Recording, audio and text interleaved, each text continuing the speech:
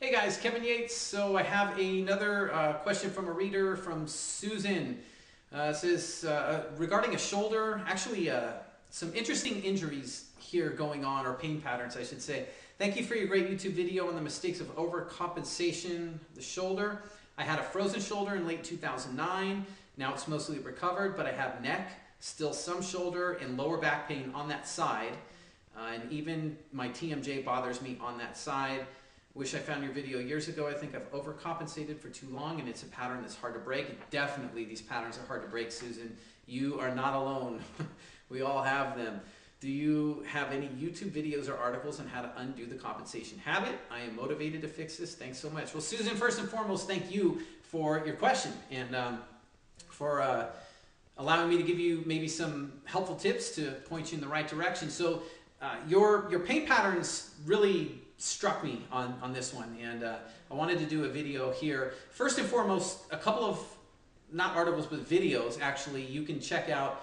I have three. So there's one on it's more of an educational type video where I'm talking about the link between shoulder and lower back pain. So from a muscular standpoint, a movement standpoint, how the two are linked. Because a lot of times we don't always connect the dots between our injuries. They may seem like they're just seemingly unrelated, but in a lot of cases it's just one thing after another. They're like growing one on top of the other, and they're definitely linked. So that's one you could look at. The titles I can't think off the top of my head, but just search through my YouTube channel, you'll find them up there. Also, there's two other videos that may help you. The neck flexibility exercises, I have one where I show a bunch of neck flexibility exercises, and I have one on I believe it's 10 hip mobility exercises. I think both of those might help you. And why I'm talking about stretching is this is why. So I'm going to go through a couple things that I'm going to throw out here. So first of all, let's deal with all of the physical stuff. So basically, when you have an injury, especially like a shoulder, this is a perfect example of why you probably have neck issues and lower back issues. If you look at it, you've got the shoulders in the middle of both of them.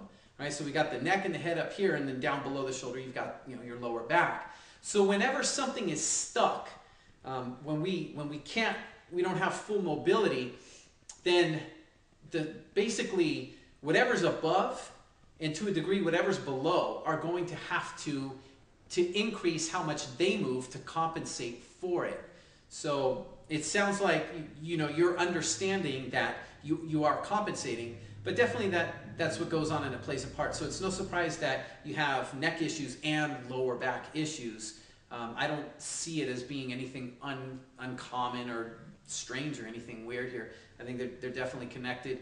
But that's kind of the physical side of things. So especially when you can't move your shoulder, I know those frozen shoulders. I've seen them in physical rehabilitation settings, and they could be pretty nasty with how limited your mobility could be. So if you imagine, like, every time you're even reaching up overhead, like in a cupboard or anything around the house or whatever it might be, how much, whatever you don't have mobility wise at the shoulder, your lower back's going to have to compensate for it.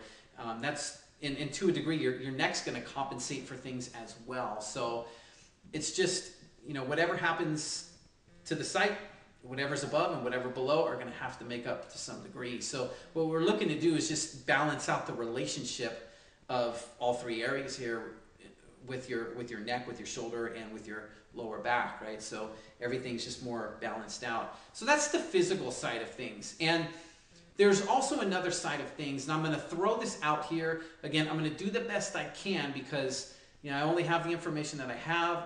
I don't know you, so I'm not diagnosing anything or attempting to do anything like that. I'm just trying to give you all the information so that you can have at least as much information as possible that I can give you to get you started in the right direction. So there's a physical side of things, and there's so many books and research out there now that actually show how our emotions drive our physiology.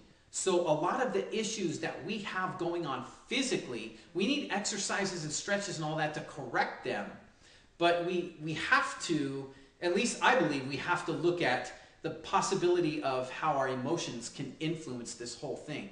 Because how we're moving, how we're functioning, Our muscle tightness patterns, our pain patterns, in so many cases are driven by our emotions. So when we look at your particular patterns, there's no coincidence they're on the same side of your body.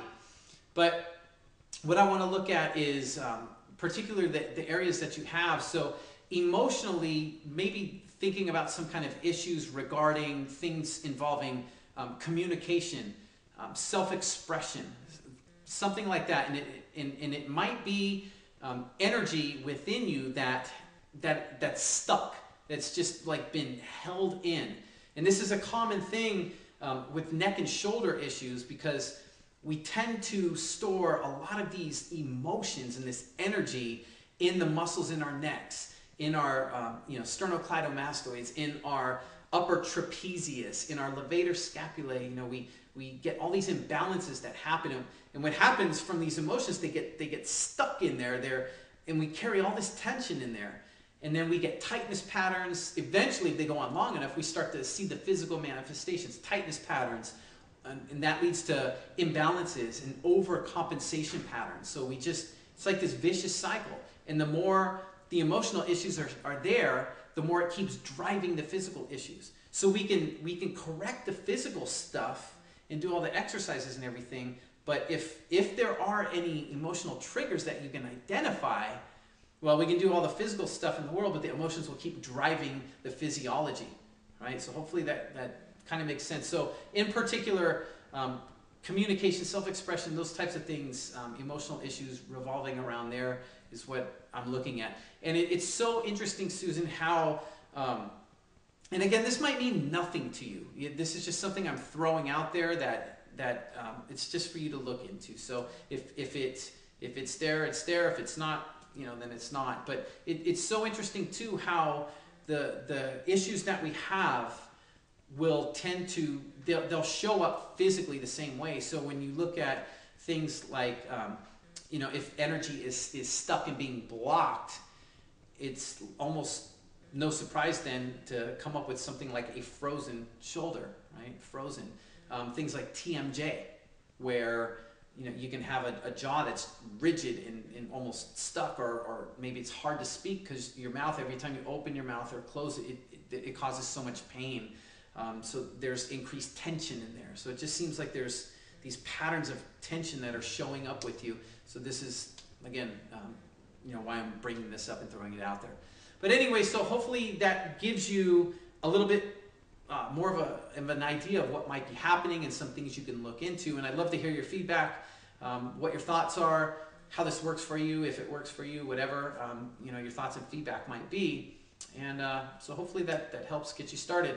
All right, so as usual, anybody watching, if you have any injuries, pain patterns, things going on, you'd like me to do a video and help shed some light on the topic for you, I'd be more than happy to. Feel free to contact me on my YouTube channel or on my blog.